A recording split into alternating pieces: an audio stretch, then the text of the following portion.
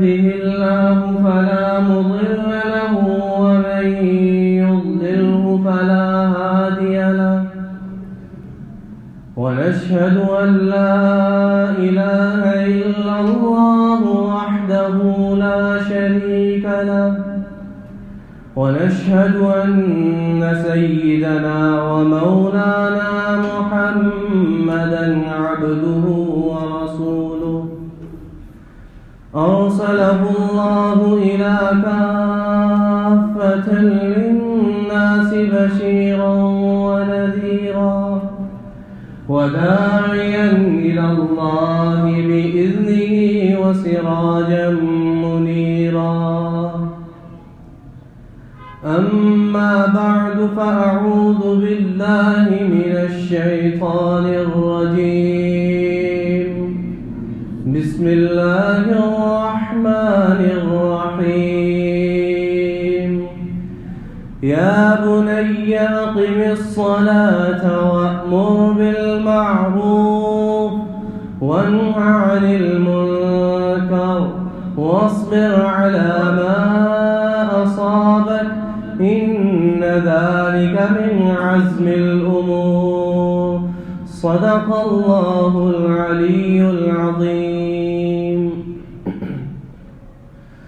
میرے انتہائی قابل احترام معزز سامعین کرام، یہ جو میں نے آپ حضرات کے سامنے قرآن مجید کی اس آیت مبارکہ کی تلاوت کی، یہ در حقیقت وہی آیت مبارکہ ہے کہ جس کے اندر حضرت لقمان علیہ السلام اپنے بیٹے اپنے صاحبزادے کو نصیحت فرما رہے تھے.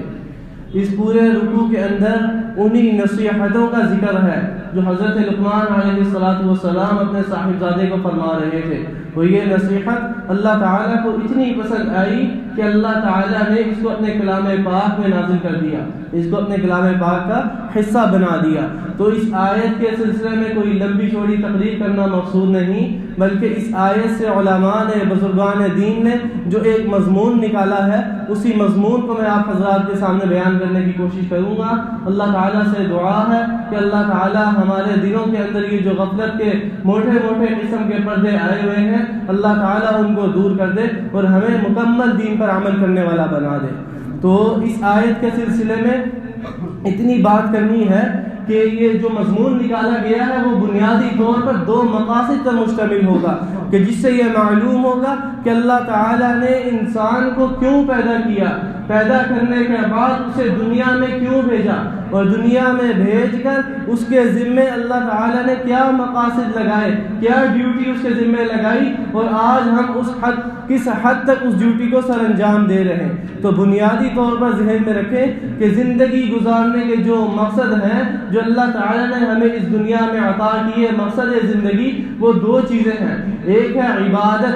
ایک ہے خلافت. تو دو مقصد ہو گئے. پہلا مقصد کیا ہے؟ عبادت. دوسرا مقصد کیا ہے؟ خلافت. جیسے کہ قرآن مجید کے اس حصے میں بیان کیا کہ یا بنی اقم الصلاۃ، کہ اے میرے بیٹے نماز قائم کر. مطلب کیا ہے کہ اللہ کی عبادت کر. تو نماز،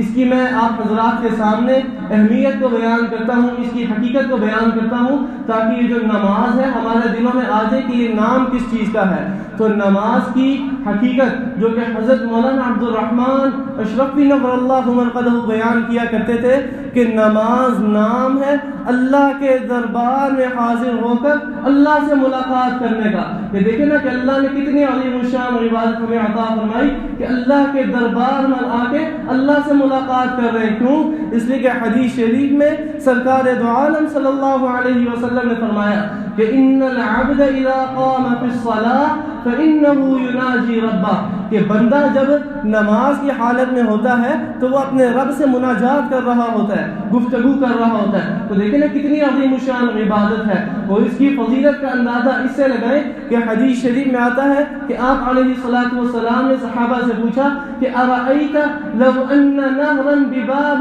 احدکم یغتسل منه كل يوم 5 مرات، کہ اے میرے صحابہ مجھے بتلاؤ تو صحیح کہ اگر ایک شخص کے گھر کے سامنے سے ایک نہر چلتی ہو اور وہ نہر بھی ایسی جو جاری ہے کہ جس کا پانی چلتا جاتا ہے، تو مجھے بتاؤ تو صحیح کہ وہ دن میں 5 مرتبہ اس نہر سے غسل کرتا ہو. نہاتا ہو هل يبقى من درنه شيء، کیا ایسے شخص کے بدن پر میل کچیل کا کوئی حصہ بھی باقی رہے گا؟ یعنی جو نہر کے اندر، اور نہر بھی کیسی کہ جس کا پانی ہر وقت چلتا رہتا ہے، اور وہ اس نہر میں دن میں 5 مرتبہ نہاتا ہے، تو پوچھا کیا مجھے بتلاؤ تو صحیح کہ ایسے شخص کے بدن پر میل کچیل کا کوئی حصہ بھی باقی رہے گا؟ صحابہ نے فرمایا لا يبقى من درنه شيء، کہ اللہ کے محبوب ایسے شخص کے بدن پر میل کچیل کا کوئی حصہ بھی باقی نہیں رہے گا۔ تو آگے آپ علیہ السلام نے فرمایا فذلك مثل الصلوات الخمس، یہی حال تو 5 نمازوں کا ہے، یمحو اللہ بہن الخطایا، کہ جن کے ذریعے اللہ تعالیٰ گناہوں کو مٹا دیتے ہیں۔ یعنی جو دن میں 5 مرتبہ نمازیں ادا کرتا ہے تو گویا یہ ایسے ہی ہے کہ جیسے ایک شخص دن میں 5 مرتبہ نہر میں غسل کر رہا ہے، تو نہر میں غسل کرنے سے بدن کی جو میل کچیل ہے وہ صاف ہو جاتی ہے۔ تو اسی طرح نمازی جب نماز پڑھ رہا ہوتا ہے تو اس نماز کی برکت سے جو گناہوں کا بوجھ اس کے بدن پر ہے اللہ تعالیٰ اس کو مٹا دیتے ہیں۔ اور اس کی اہمیت کا اندازہ لگائیں کہ جتنی عبادتیں اللہ تعالیٰ نے اس امت کو دی سرکار دو عالم صلی اللہ علیہ وسلم کے واسطے سے، تو وہ ساری جو ہے وہ جبریل علیہ السلام کے واسطے سے ملی، لیکن یہ نماز ایسی عظیم الشان عبادت تھی کہ جس میں اللہ نے جبریل کو واسطہ بھی نہیں بنایا، بلکہ اپنے محبوب کو اپنے پاس بلایا، اور بلانے کے بعد جو تحفہ دیا وہ نماز کی حالت میں اللہ تعالیٰ نے ہمیں عطا کیا۔ تو اب چونکہ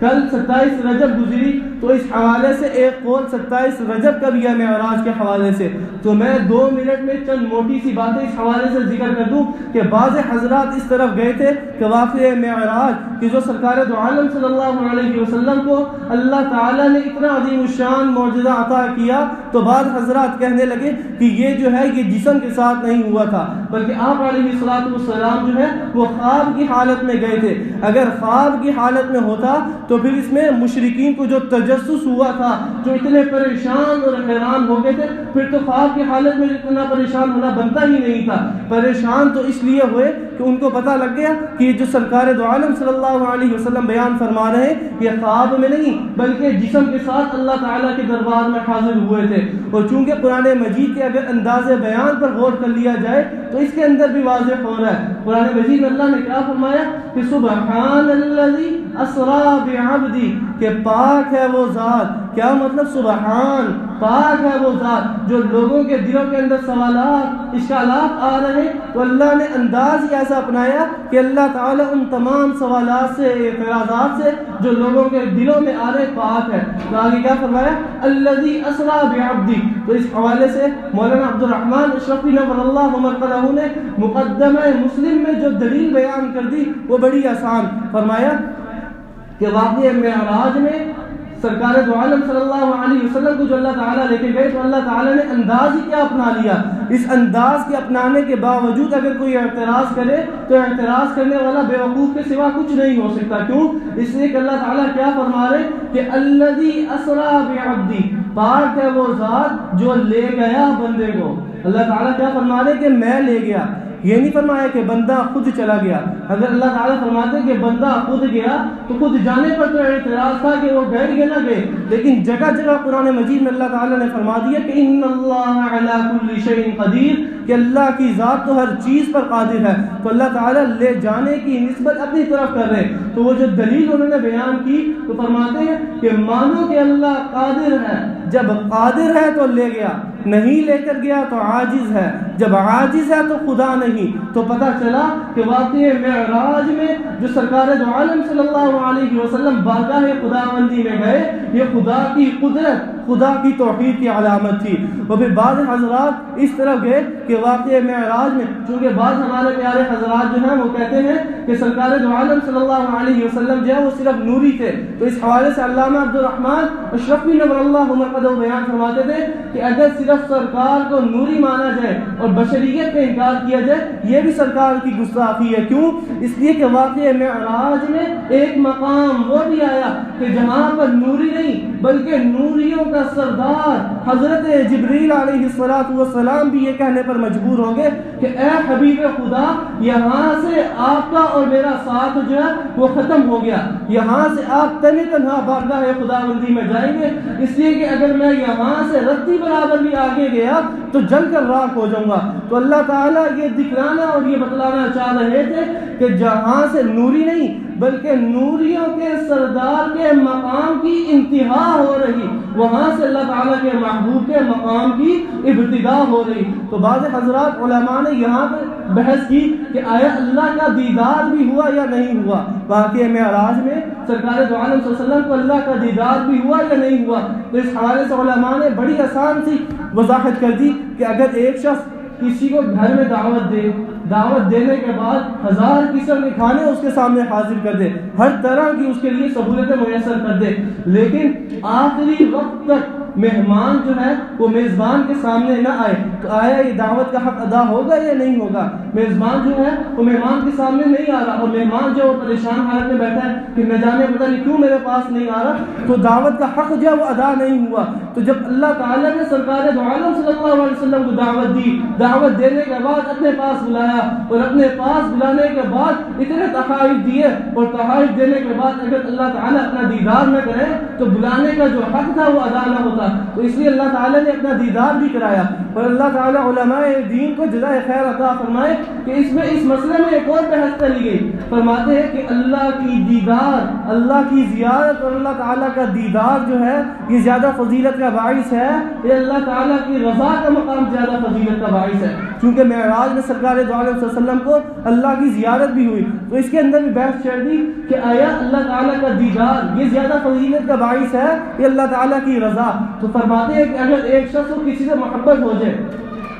محبت ہونے کے بعد وہ اپنی محبوبہ کو دن میں 5 مرتبہ دیکھ رہا ہے، آتے جاتے دیکھ رہا ہے، لیکن محبوبہ کی جو رضا ہے وہ اس کو حاصل نہیں ہو رہی، تو آیا یہ دیکھنا بھی اسے کوئی فائدہ دے گا؟ تو یہ دیکھنا اسے کوئی فائدہ نہیں دے گا جب تک کہ رضا اس کو نہ مل جائے۔ تو فرمایا کہ اللہ تعالیٰ کے دیدار سے بھی اللہ تعالیٰ کی رضا کا مقام جو ہے یہ زیادہ فضیلت کا باعث ہے۔ اور قربان جائے سرکار دو عالم صلی اللہ علیہ وسلم کے صحابہ پر کہ جنتیوں کو جنت میں جانے کے بعد بھی جو اللہ تعالیٰ سب سے آخر میں نعمت عطا فرمائیں گے، قرآن مجید میں اللہ تعالیٰ نے قسم اٹھا کر کہہ دیا کہ اے میرے نبی کے صحابہ میں نے تمہیں اپنی رضا کا سرٹیفکیٹ جو ہے وہ دے دیا۔ تو یہ تو صحابہ کی شان تھی۔ تو اس حوالے سے چونکہ معراج کا ذکر ہوا تو موٹے موٹے اہم مسائل جو ہے وہ میں نے ذکر کر دیے۔ تو مسئلہ چل رہا تھا کہ زندگی گزارنے کے جو ہے وہ 2 مقصد ہیں، ایک ہے عبادت، تو عبادت جیسا کہ نماز کا ذکر ہو گیا، اور دوسرا مقصد جو ہے وہ خلافت، یعنی وہ کام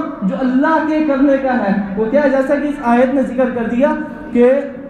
امر بالمعروف اور نہی عن المنکر، یا بنی اقم الصلاۃ وامر بالمعروف وانہی عن المنکر، امر بالمعروف اور نہی عن المنکر کرنا یہ خلافت ہے۔ اللہ تعالیٰ نے یہ 2 ڈیوٹیاں، 2 مقاصد جو ہیں وہ انسان کے ذمہ لگا دیے۔ اب یہ دیکھیں نا کہ ایک بندہ 24 گھنٹے مسجد کے اندر بیٹھا ہوا ہے، اللہ اللہ کر رہا ہے، مخلوق کی کوئی پرواہ ہی نہیں اسے، مخلوق دنیا کی طرف آ رہی، جہنم کی طرف جا رہی، اسے کوئی پرواہ ہی نہیں کہ بیٹھا ہوا ہے مسجد میں اپنے اللہ کو راضی کرنے بیٹھا ہوا۔ تو علماء نے فرمایا کہ اس کا جو ہے وہ آدھا ایمان مکمل ہوا۔ کیوں؟ اس لیے کہ عبادت میں تو یہ کامل ہے لیکن خلافت جو ہے وہ اس نے چھوڑ دیا۔ اور اسی طرح دوسرا بندہ جو ہے وہ 24 گھنٹے انجمنوں کے ذریعے اللہ کے مخلوق کی خدمت میں لگا ہوا ہے لیکن مسجد میں جانے کا نام ہی نہیں لیتا۔ تو فرمایا کہ اس کا جو ہے وہ آدھا ایمان بھی نہیں ہے۔ کیوں؟ اس لیے کہ خلافت والا کام تو کیا لیکن عبادت چھوڑ دی۔ تو اگر انسان ایک طرف عابد و زاہد ہو دوسری طرف خلافت والا کام بھی کرے تو تب ہی ان دونوں چیزوں سے مل کر جو ہے وہ اس کا ایمان مکمل ہوگا۔ یہی چیز ہمیں انبیاء علیہ السلام کی زندگیوں میں غور کرنے سے ملتی ہے کہ ان کی زندگی کے اندر بھی اللہ تعالیٰ نے یہی 2 چیزیں رکھی ہوئی تھی۔ کیونکہ سرکار دو عالم صلی اللہ علیہ وسلم کی زندگی پر غور کر لیں تو اماں عائشہ صدیقہ رضی اللہ تعالیٰ عنہ کیا فرماتی ہیں کہ آپ علیہ السلام تہجد میں اتنا لمبا قیام کرتے تھے کہ آپ علیہ السلام کے پاؤں پر ورم آ جاتے تھے۔ تھے، اور دوسری طرف آپ علیہ السلام تبلیغ کا کام بھی کرتے تھے، لوگوں کے پاس جاتے تھے، کبھی طائف کا سفر کر رہے،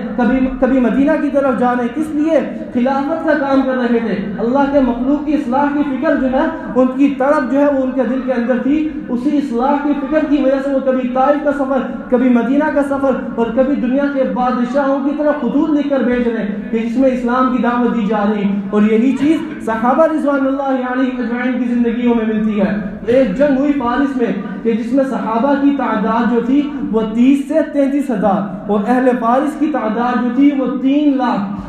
تو جب ان کا آپس میں ٹکراؤ ہوا، کیونکہ صحابہ کے پاس جو ہے وہ اسلحہ بھی نہیں، اہل فارس کو تو شان ہی بڑی اونچی تھی کہ ہر چیز سے مسلح، تو جب آپس میں ٹکراؤ ہوا تو صحابہ جو تھے وہ بھوکے شیروں کی طرح اوپر جھکتے، تو فارس کے اندر تہلکہ مچ گیا کہ یہ مٹھی بھر عرب کے بدو ہمارے ملک میں آ کر ایسے لڑ رہے کہ اہل فارس میں ان سے بھاگی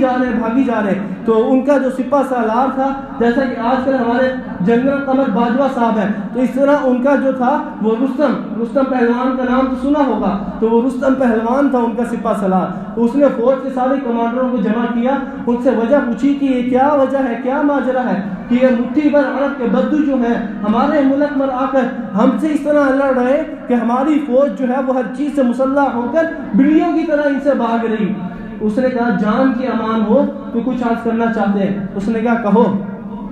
انہوں نے کہا کہ اے سپہ سالار، یہ مٹھی بھر عرب کے بدو جو ہیں یہ آپ کے ملک پر غالب آ کر رہیں گے، فتح انہی ہوگی۔ انہوں نے کہا وجہ بتلاؤ۔ انہوں نے کہا کہ یہ ایسے بزرگ ہیں کہ ہم باللیل رہبان وبالنہار فرسان، راتوں کو تو مسلح کی پشت پر سوار ہوتے اور اللہ کے سامنے عاجزی کے ساتھ گر جاتے ہیں، اپنا وجود، اپنی پیشانی، غرض اپنے بدن کا ایک ایک عضو جو ہے وہ اللہ کے سامنے بچھا دیتے ہیں اور اللہ سے عرض کرتے ہیں کہ اے باری تعالی، بادشاہ بھی تو، مالک بھی تو، خالق بھی تو، ساری طاقتوں والی ذات بھی تیری، اے اللہ ہم تو تیرے لشکر ہیں، اگر تو ہمیں فتح دے گا تو ہم فتح یاب ہو جائیں گے، اگر تو ہمیں شکست دے گا تو ہم شکست کھا جائیں گے۔ اور دن کے اندر ان کا کیا حال ہے کہ گھوڑوں کی پشت پر سوار ہو کر اللہ کے مخلوق کی اصلاح کی فکر کی غرض سے نکلتے ہیں، معاشرے کے اندر جو خامیاں پھیلی ہوئی ہیں ان کو ختم کرنے کی فکر سے نکلتے ہیں۔ تو یہ دو چیزیں، ایک طرف عبادت ان کے اندر تھی، دوسری طرف خلافت ان کے اندر تھی، تو ان دو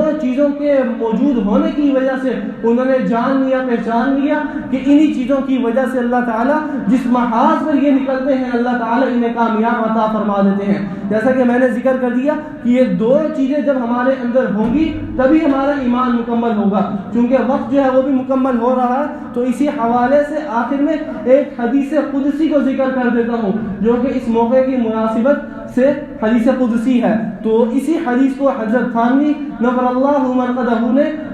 اپنے مرتب کردہ خطبات میں بھی شامل کیا ہوا ہے، ان کے جو خطبات ہیں جمعے کے اس کے اندر بھی یہ شامل ہے، اور اکثر تھانوی مساجد کے اندر جو جمعے کا دوسرا خطبہ پڑھا جاتا ہے اس کے اندر یہی حدیث قدسی جو ہے وہ تلاوت کی جاتی ہے۔ تو یہ حدیث قدسی جو ہے یہ انسان کے دلوں پر یہ غفلت کے پردے آئے ہوئے ہیں ان کو ہٹانے کے لیے بڑا اثر رکھتی ہے۔ چنانچہ حدیث کیا ہے کہ اوحى اللہ عز وجل الى جبریل علیہ الصلوۃ والسلام، کہ اللہ نے حضرت جبریل علیہ الصلوۃ والسلام پر وحی کی۔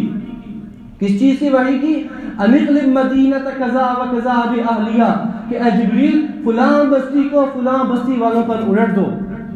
قال فقال، حضور صلی اللہ علیہ وسلم فرماتے ہیں کہ حضرت جبریل علیہ السلام نے بارگاہ خداوندی میں عرض کیا یا رب ان فیہم عبدک فلان لم یعصک طرفۃ عین، کہ اے باری تعالی اس بستی کے اندر تو آپ کا ایک بندہ ایسا بھی ہے، اتنا زاہد ہے، اتنا عابد ہے کہ آنکھ جھپکنے کے برابر بھی اس نے آپ کی نافرمانی نہیں کی۔ اب یہ دیکھیں نا کہ گواہی دینے والا کون ہے؟ فرشتوں کا بھی سردار حضرت جبریل علیہ السلام، اور کس کی بارگاہ میں گواہی دے رہے؟ اللہ کی بارگاہ میں گواہی دے رہے ہیں، جس کا تو آپ کو پتہ ہے کہ وہاں پر تو ابو جہل جیسا دجال بھی جھوٹ بولنے کی مجال نہیں کر سکتا، تو فرشتوں کا سردار کا تو جھوٹ بولنے کا سوال ہی پیدا نہیں ہوتا۔ تو کیا گواہی دے رہی ہے کہ ایسا بندہ ہے کہ جس نے آنکھ جھپکنے کے برابر بھی آپ کی نافرمانی نہیں کی. تو حضور صلی اللہ علیہ وسلم فرماتے ہیں کہ آگے اللہ تعالیٰ کی طرف سے جواب آیا اقلبها علیہ وعلیہم کہ اے جبریل